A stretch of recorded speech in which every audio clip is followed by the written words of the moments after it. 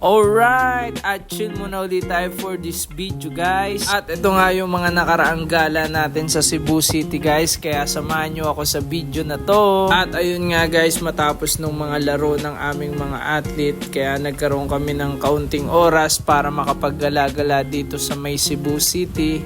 At kasama nga natin sa ating gala ang ating kapwa coaches, ang ating alagang athletes. At ayun nga, pumunta nga muna tayo dito sa may simbahan at sinamahan nga natin si Ma'am Badet dyan. Pagkatapos naman yan guys ay naglakad kami papunta dun sa may malapit sa plaza. Dahil ito nga yung una naming papasyalan, itong museum ng Cebu City guys. Isa nga ito sa magandang pasyalan nyo na rin pag pumunta kayo dito sa Cebu City guys. Kasi libre lang naman ata ito sa public at magandang opportunity nga kasi to na makilala nyo ang kultura ng Cebu City at ang kanilang kasaysayan. So nung mga time na yan guys ay bawal na po mag-video at mag-take ng picture sa loob ng museum, kaya hindi na muna tayo nakapag-video dyan. Pero maganda nga ang ating experience doon sa loob ng museum. At sinunod na nga nating pasyalan itong Fort San Pedro. Dito lang yan, walking distance malapit dun sa museum ng Cebu City.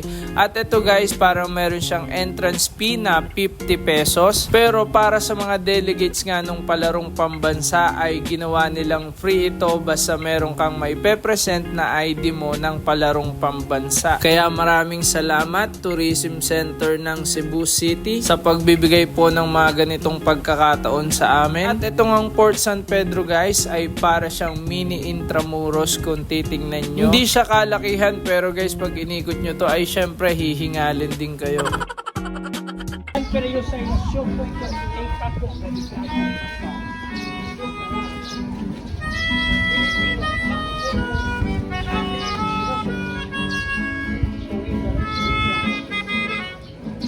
At ayun nga guys, napaka-nostalgic nga ng experience dun sa may Fort San Pedro. Pero pagkatapos nga nun ay sumakay na kami dito sa bus ng Cebu City dahil may mga papritor nga sila para sa mga delegates ng palarong pambansa. At ito nga yung sinakyan naming ruta ng bus nila, yung papunta sa may SMC side kasi pupunta kami dun sa may Cebu Ocean Park. Dito lang po siya nanalo sa Cebu. So kaya yan, nagpaka siya way back 2009.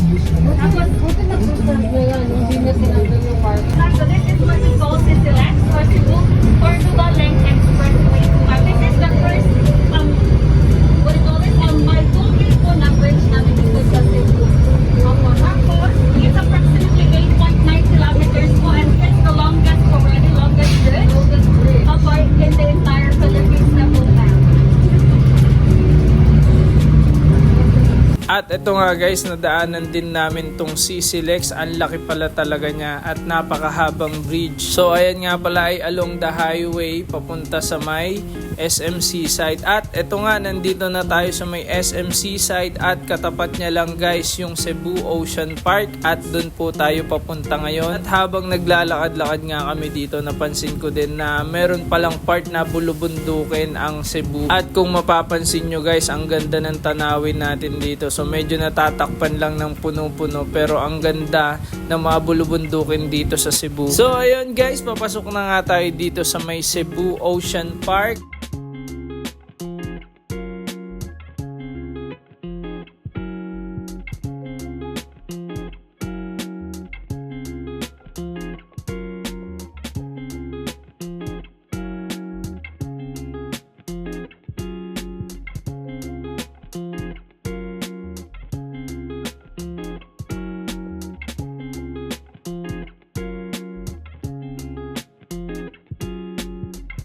So ayan nga ang mga matatanaw natin dito sa Cebu Ocean Park at umpisa pa lang yan guys, napakaganda na agad. At kung mapapansin nyo, ang dami rin palang turista talaga na napunta dito sa may Cebu Ocean Park. So marami silang maipapakita sa inyo dito, mga marine life, mga reptile at marami pang ang iba. Basically guys, ang Cebu Ocean Park ay para siyang mini zoo na marami silang maipapakita sa inyo.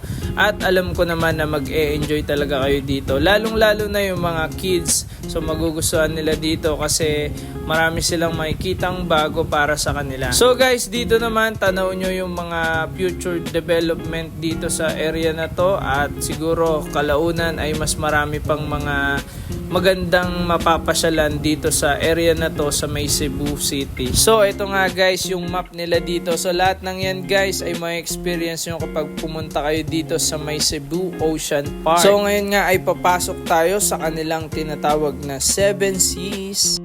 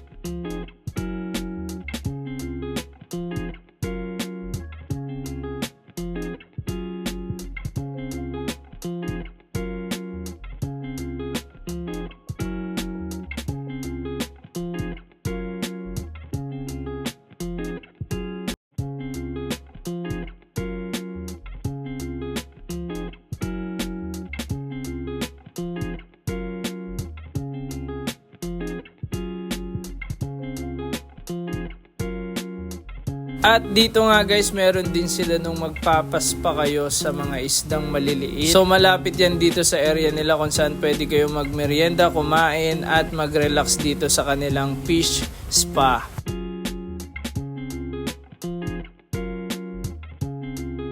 At syempre nanood din tayo ng kanilang bird show dito sa may Cebu Ocean Park. These birds prefer their habitats on wetlands such as mangrove forests, lakes, and coastal areas. And that is it for our Bramley Night dito. So familiar siya na eagle, siya ng mga birds sa TV show ni Kuya Kim na Bantang Lawi. Now for our next raptor, let's call in our Philippine Serpent Eagle, Freddy.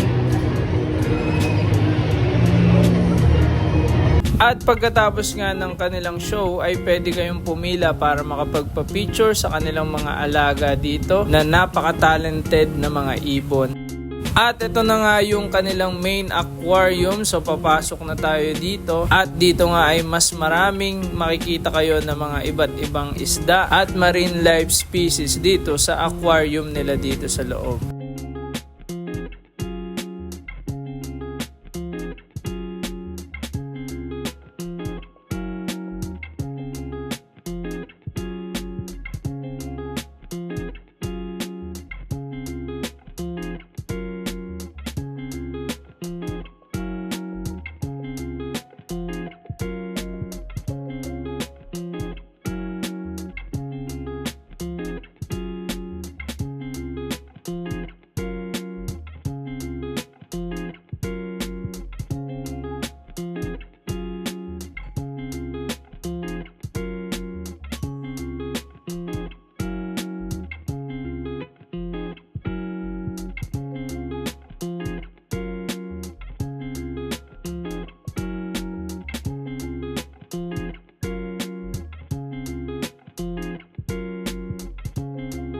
At ito guys, habang naglalakad-lakad kayo dito, mare-review pa kayo sa mga science class nyo dati. Pero syempre ako guys, nagpunta lang dito para mag-enjoy at ma-relax. So ayoko nang basahin yung mga bagay na yan.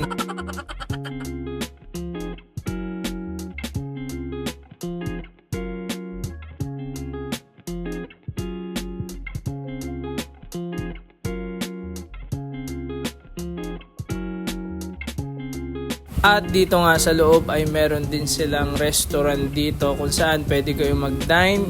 At ayan yung mga menu na meron sila at nandyan din yung presyo. At syempre ito nga yung isa sa tingin ko na pinakamaganda dito guys. Kasi tingnan nyo naman yung experience nyo dyan guys habang nagda-dine kayo dito sa area na to.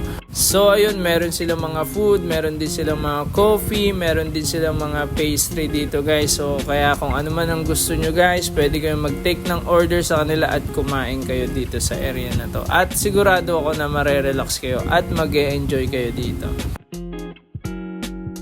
At dito naman after ng restaurant guys ay matatanaw nyo tong minibar nila dito kung saan pwede kayo mag-chill at habang natatanaw nyo ang view ng mga live na jellyfish sa paligid nyo. So ayan ay mga tunay na jellyfish guys na nasa aquarium.